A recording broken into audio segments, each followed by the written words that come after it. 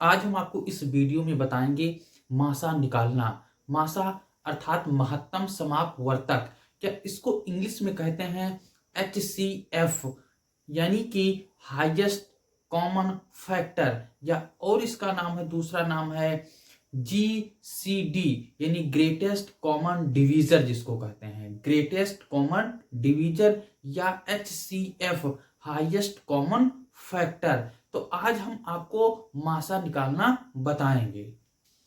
तो हम बात करने वाले हैं मासा। मासा इसका पूरा नाम है महत्तम समापवर्तक। महत्तम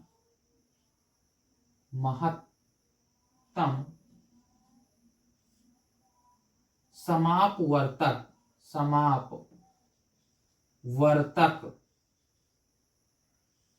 महत्तम समापवर्तक, या इसको हम इंग्लिश में HCF कहते हैं। HCF यानी कि इसका फुल फॉर्म है highest common factor. Highest common factor. Highest common factor यानी इसको मासा कहेंगे, या इसको हम महत्तम समापवर्तक कहेंगे, या इसको इंग्लिश में HCF यानी हाईएस्ट कॉमन फैक्टर, और इसका एक नाम है GCD। इसका फुल फॉर्म क्या है? G for greatest, C for common, greatest common, D for divisor. तो इस प्रकार से मासा कहें या महत्तम समापवर्तक कहें, या इसको हम इंग्लिश में HCF कहें, या इसका full form highest common factor कहें, या इसका और नाम है GCD, या इसका फुल फॉर्म है ग्रेटेस्ट कॉमन डिवीजर। तो गुणनखंड विधि से हम मासा कैसे निकालेंगे, तो हम शुरुआत करते हैं एग्जाम्पल नंबर 1 से। हमने दो संख्या ले लिया। हमने संख्या ले लिया 8, 16। हमको क्या निकालना है? मासा। मासा अर्थात HCF। यानी 8, 16 का क्या निकालना है? मासा निकालना है, या निकालेंगे हम HCF। तो मासा कैसे निकालेंगे हम इस वीडियो में बताएंगे। गुणनखंड विधि से मासा निकालना। चलिए हम 8 का गुणनखंड निकालेंगे। चलिए हम 8 का गुणनखंड निकालते हैं। तो 8 का हम अभाज्य गुणनखंड पहले करेंगे। 8 का अभाज्य गुणनखंड करने जा रहे हैं। 8 का ये किस नंबर से डिवाइड होगा? ये 2 से होगा। 2 चौक 8, 4 किससे होगा? 2 से होगा।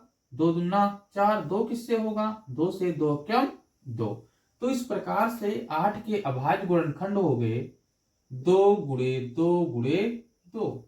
इसके बाद में 16 है। अब 16 का हम अभाज्य गुणनखंड निकालेंगे। तो 16 का हम निकालने जा रहे हैं। 16 किस नंबर से डिवाइड होगा? 2 से। 2 8, 16 8 किससे होगा? 2 से। 2 चौक 8, 4 किससे होगा? 2 से। 2 दूना 4, 2 किससे होगा? 2 से। 2 क्यों? 2। तो हम 16 बराबर लिखेंगे 2 गुणे 2 गुणे 2 गुणे 2। अब हम देखेंगे इन दो नंबरों के अभाज्य गुणनखंड में कौन कौन से नंबर कॉमन हैं। तो हम देख रहे हैं कि 2 इसमें भी है, 2 इसमें भी है, 2 इसमें है, 2 इसमें है, 2 इसमें भी है, 2 इसमें भी है। तो जितने नंबर कॉमन हैं उन नंबरों को लिख करके आपस में हम मल्टीप्लाई कर लेंगे। तो मासा बराबर ये नंबर, 2 नंबर कॉमन है, ये नंबर भी कॉमन है, और ये नंबर कॉमन है। अब हम मल्टीप्लाई करेंगे। 2 दूना 4, 4 दूना 8। तो इस प्रकार से 8, 16 का HCF अर्थात मासा हुआ 8। अब हम दूसरा एग्जांपल लेते हैं। हमने संख्या ले लिया 10, 15। इसका हमको HCF निकालना है, अर्थात मासा निकालना है। तो चलिए हम 10 का अभाज्य गुणनखंड करेंगे। उसके बाद में दूसरी संख्या 15 है, तो 15 का हम अभाज्य गुणनखंड करेंगे। चलिए 10 का हम अभाज्य गुणनखंड करते हैं। तो 10 किस नंबर से डिवाइड होगा? 2 से। 2 पंचे 10, 5 किससे होगा? 5 से। 5 एक्यम 5। तो 10 बराबर, यानी 10 का अभाज्य गुणनखंड हो गया 2 गुणे 5। अब हम 15 की बात करेंगे, तो 15 का हम अभाज्य गुणनखंड निकालेंगे। तो 15 का निकालेंगे, 2 के पहाड़े में 15 आएगा? नहीं आएगा। चलिए 3 के पहाड़े में देखते हैं। 3 पचे 15, 5 किससे होगा? 5 से। 5 एक्यम 5। तो 15 को हम लिख सकते हैं 3 गुणे 5। अब हम बात करेंगे मासा। मासा बराबर, 2 इसमें भी है, क्या इसमें 2 है? नहीं है। 3 इसमें है, क्या 3 इसमें है? नहीं। हाँ, 5 ऐसी संख्या है जो दोनों में कॉमन है, तो मासा बराबर 5, अर्थात 10 और 15 का हमारा मासा हो जाएगा 5। अब हम 3 संख्याएं लेते हैं। 3 संख्याओं का मासा हम कैसे निकालेंगे? हमारे पास मान लीजिए 3 संख्याएं हैं, 8, 12, 16। इसका हमको मासा निकालना है, मासा अर्थात HCF निकालना है, HCF। तो यहाँ पे 3 संख्याएं दी गई हैं, तो तीनों का हम अभाज्य गुणनखंड लिखेंगे। 8 बराबर, उसके बाद में 12 बराबर, उसके बाद में 16 बराबर। चलिए हम 8 का अभाज्य गुणनखंड करेंगे। तो 8 का करेंगे तो 8 किस नंबर से डिवाइड होगा? 2 से। 2 चौक 8, 4 किससे होगा? 2 से। 2 दूना 4, 2 किससे होगा? 2 से होगा। 2 क्या? 2। अब हम 12 की बात करेंगे, तो 12 किस नंबर से डिवाइड होगा? तो 12 2 से होगा। 2 छक 12। 6 किससे होगा? 2 से। 2 3 6। 3 किससे होगा? 3 से होगा। 3 क्या? 3। उसके बाद में हम 16 की बात करेंगे कि 16 किस नंबर से डिवाइड होगा? 2 से डिवाइड होगा। 2 8 16। 8 किससे होगा? 2 से। 2 चौक 8। 4 किससे होगा? 2 से। 2 दूना 4। 2 किससे होगा? 2 से। 2 क्या? 2। तो 8 बराबर, इसको लिख सकते हैं 2 गुणे 2 गुणे 2, 2 गुणे 2 गुणे 2। 12 को क्या लिख सकते हैं? 2 गुणे 2 गुणे 3, 2 गुणे 2 गुणे 3। 16 को क्या लिखेंगे? 2 गुणे 2 गुणे 2 गुणे 2। अब हम बात करेंगे मासा की। मासा बराबर, अब हम देखेंगे कि ये जो 3 नंबर हैं 8, 12, 16, इनके अभाज्य गुणनखंड में कौन कौन से नंबर तीनों में कॉमन है, अर्थात तीनों में उभयनिष्ठ है। तो यहाँ पे हम देख रहे हैं कि 2 ये तीनों में है, ये दूसरा वाला 2 तीनों में है, उसके बाद में ये 2 है लेकिन इसमें 2 नहीं है, इसमें 2 है लेकिन इसमें 2 नहीं है।